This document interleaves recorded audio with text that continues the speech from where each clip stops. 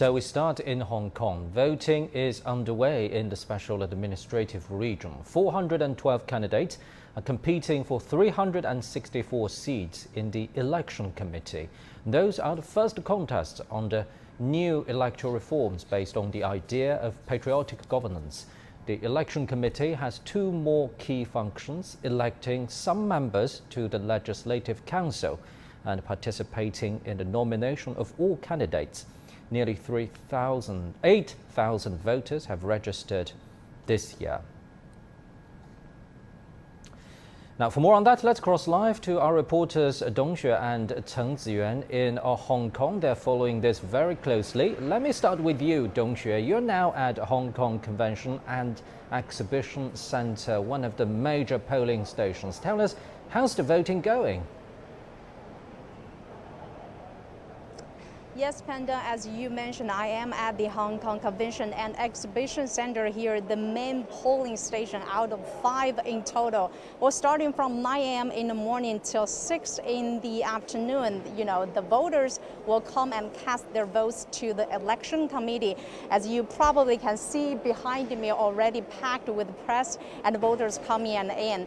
Well, this is the first time Hong Kong's revamped electoral system is being putting out, into practice. Today's election is for 364 of the 1,500 members of the enlarged election committee. The whole committee has 5 sectors with the representatives of various industries and professions, legislators, and members of national organizations. Well, this year, nearly 8,000 voters have registered, and they will be voting in different sectors. Well, those who work in accounting, education, or architecture, for instance, will vote in the second sector. And if you are in financial or tourism industry, let's see, their votes will be cast into the first sector. Well, this year's election doesn't affect the newly added 5th sector, which includes Hong Kong's representatives of national organizations like the National People's Congress, NPC, as well as CPPCC members as well. So this year, the education is actually a big subsector in terms of voting, in terms of votes. And earlier, I also talked to one of the representatives from the education sector. Let's take a listen what he has to say. We represent the education community. We have witnessed that diversity and representativity are enhanced after the improvement of the electoral system. During the election process, we have talked with the faculties in the education community and listened to their opinions and suggestions. These interviews were unprecedented, so we deeply hope that the representatives of each authorized school can come to vote, showing the unity of the education community. But now let's go to our reporter Chen Ziyuan at the Tuen Wan polling station. Hello, Ziyuan. How's the situation going there? So the weather has been cooperating, and it drizzled a bit in the morning. So I'm bringing you the latest here, actually from one of the 5 polling stations in a new territory. So I'm at Tuen Wan. I'm in front of Tuen Wan Princess Alexandra Community Center. So the polling process, the voting process has been quite slow because of the population base, because there are about 310,000 population living here. However, as we just know, more than 5,000 of them have registered to vote today. So it's been a slow process, and also we know today is a Sunday. So this is the entrance behind me. You can see the guard standing right here, and also a heavy police presence. If you can see a bit further behind me, heavy police presence at the polling station and also patrolling around here. In addition, I have spoken to some of the local residents. They say they hope this election can really represent their core interests, because some have doubt that whether the governed by patriotism, the representative of governed by patriotism, can really represent their core interests, especially in districts. So I've spoken to one of the elected district member as well as some of the local residents here. They say there are 3 major topics they concern about. First of all is the employment of the younger generation. Second of all is housing. the housing here is really expensive, and also those small units housing are majority are located in this district. So that's something they're looking forward to, especially the rental price as well as the housing price.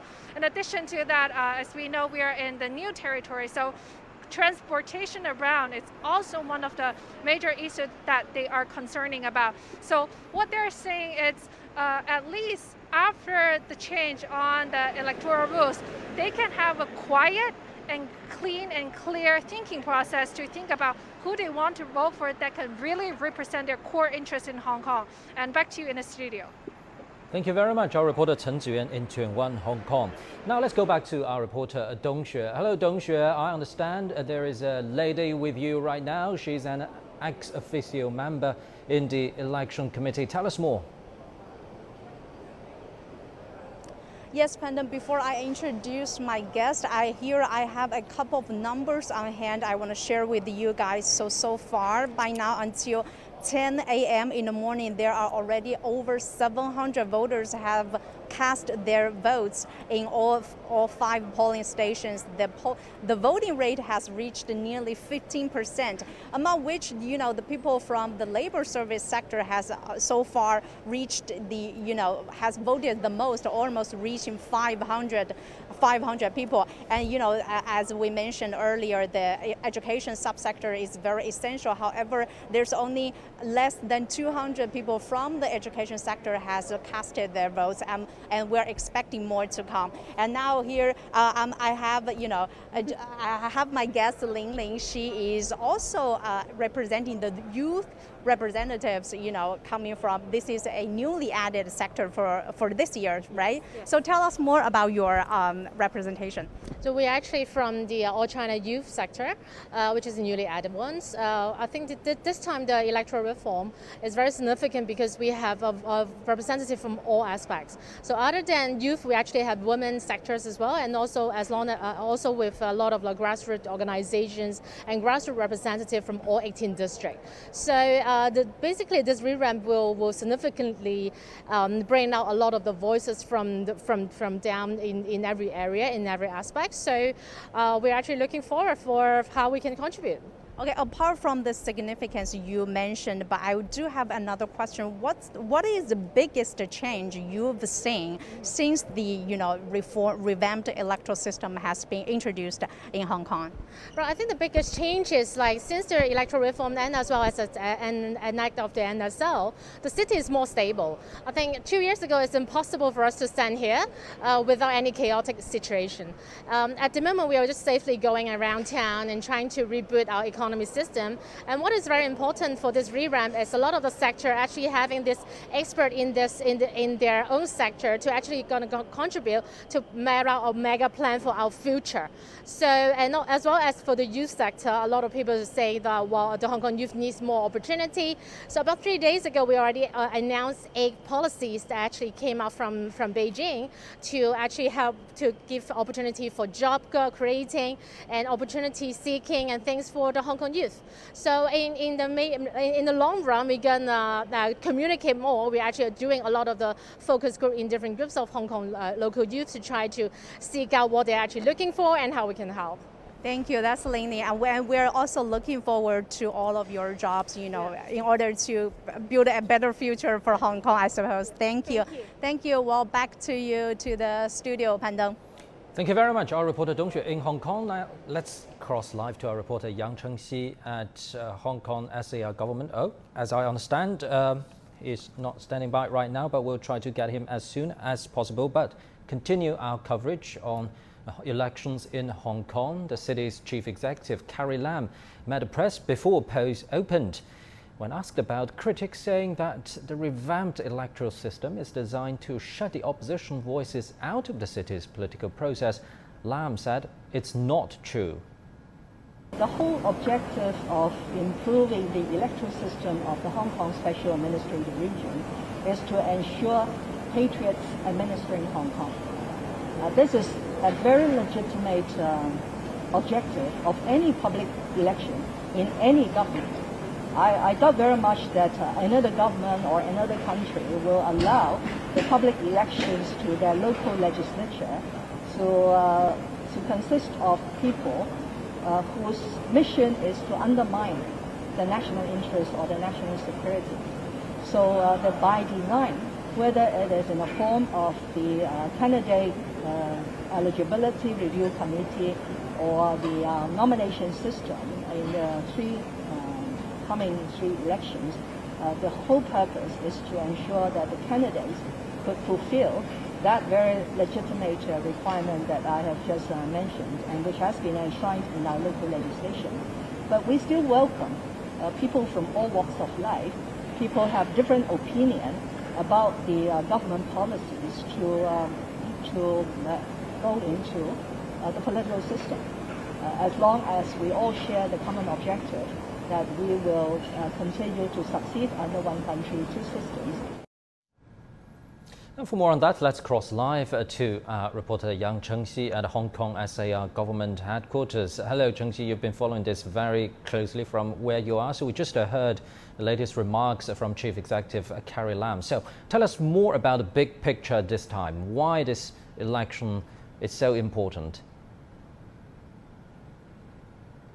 Yes, the election committee is very important in Hong Kong politics right now because it comprises of 5 sectors. The first sector is for members in the industry, commerce and finance industries. The second sector is for people in the professions industry. And the third sector is for people in grassroots organizations and religious organizations and others.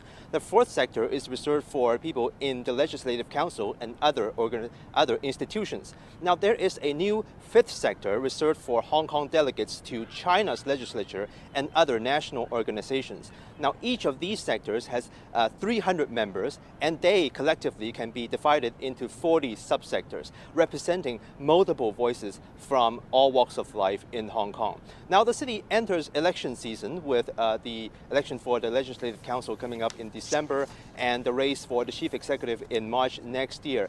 And the election committee plays a very important role for both of these institutions. First, its mandate is to elect the city's chief executive. So the result of this election will very much foreshadow the political base that the next chief executive will run on.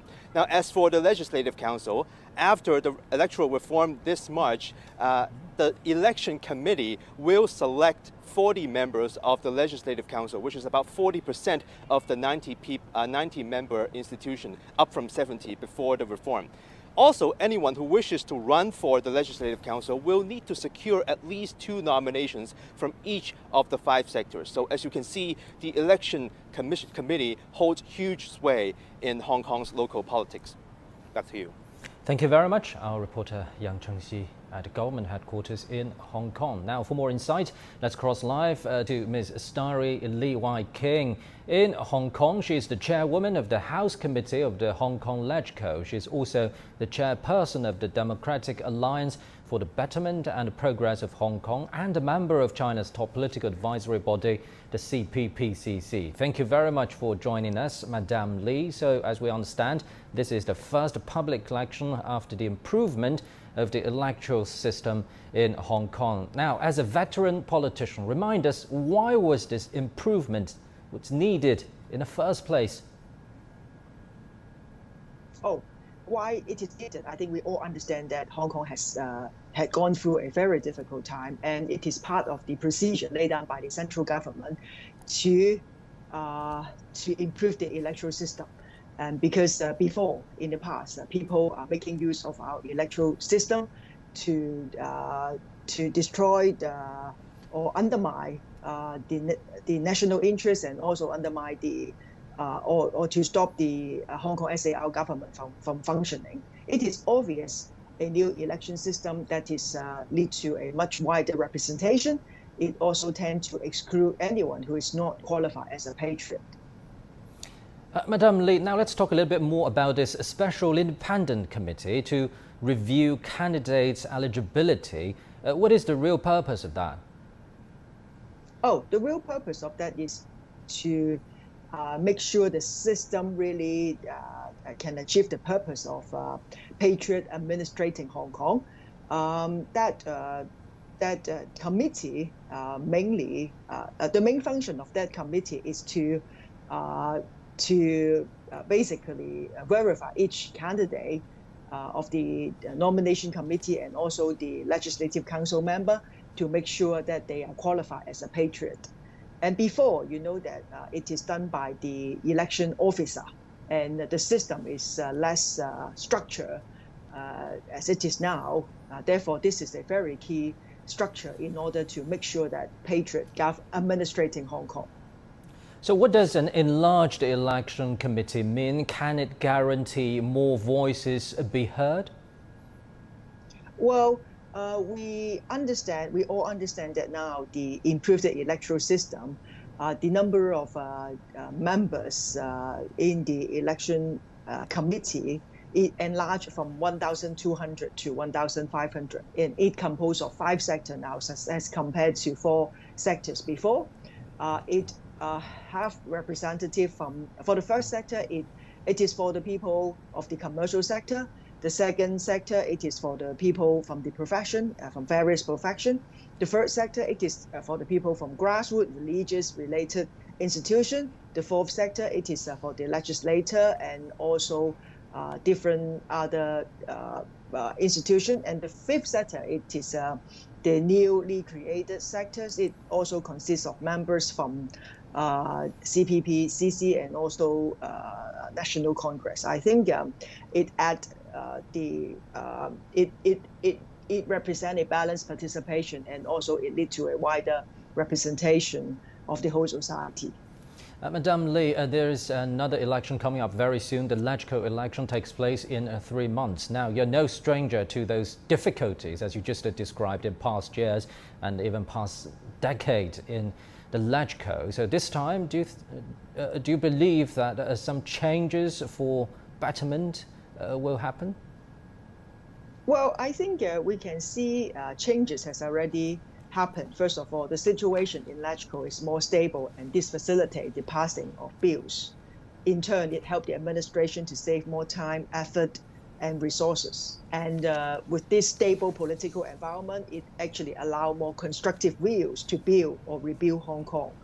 Therefore, we anticipate that under the new improved under the improved electoral system, the situation in LegCo will remain stable, and it allowed the government to focus their effort to solve the structural issue of Hong Kong, and also it allowed more constructive voice from different sectors of the community.